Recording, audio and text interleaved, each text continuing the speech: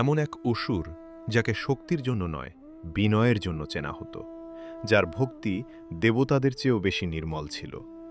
কিন্তু এমন কি ঘটল যে তার সেই নির্মল ভক্তি এতটাই প্রবল হয়ে উঠল যে তাকে সামলাতে গিয়ে স্বয়ং ভগবান বিষ্ণুকে তার বিশাল দেহের উপর নিজের চরণ রাখতে হল।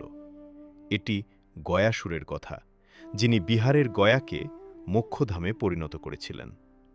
গয়াসুর অসুরকুলে জন্মগ্রহণ করেছিলেন, কিন্তু স্বভাবতই অত্যন্ত ধার্মিক এবং বিষ্ণু ভক্ত ছিলেন। তিনি কোলাহল পর্বতে কঠোর তপস্যা করলেন, এতটাই কঠোর যে দেবতারাও তার তেজে বিচলিত হয়ে পড়লেন। দীর্ঘ তপস্যায় সন্তুষ্ট হয়ে ভগবান বিষ্ণু স্বয়ং প্রকট হয়ে বললেন, আমি তোমাকে বর দেব যে যে কোনো প্রাণীকে তোমার স্পর্শ পেলেই সে সোজা স্বর্গে গিয়ে মোক্ষ লাভ করবে। গয়াসুরের স্পর্শ পাওয়া মাত্র প্রাণীরা স্বর্গে চলে যেতে লাগল। যমলোক প্রায় খালি হয়ে গেল, পিতৃদের চক্র থেমে গেল এবং ধরার ভারসাম্য নষ্ট হয়ে পড়ল।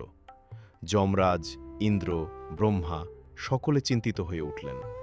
যদি এভাবে চলতে থাকে তাহলে সৃষ্টির নিয়মই ভেঙে পড়বে। সকল দেবতা ভগবান বিষ্ণুর কাছে গিয়ে বললেন, প্রভু, এই বড়ধান ধর্মের ভারসাম্য নষ্ট করছে, এর সমাধান কেবল আপনিই করতে পারেন। ভগবান বিষ্ণু দেবতাদের সমাধান হিসেবে একটি যজ্ঞ আয়োজন করার নির্দেশ দিলেন। দেবতারা গয়াসুরের কাছে অনুরোধ করলেন, আমরা একটি মহান যজ্ঞ করতে চাই, এর জন্য তোমার পবিত্র দেহ দরকার। গয়াসুর শিবের মতো সরল এবং দানশীল ছিলেন।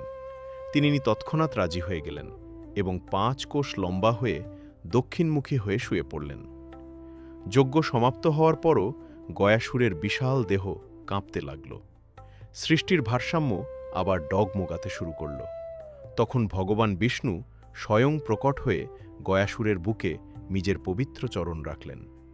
তার চরণ স্পর্শে গয়াসুর শান্ত হয়ে গেলেন এবং শিলায় পরিণত হলেন। আজ এই শিলাই গয়া গাঁ শিলা নামে পরিচিত।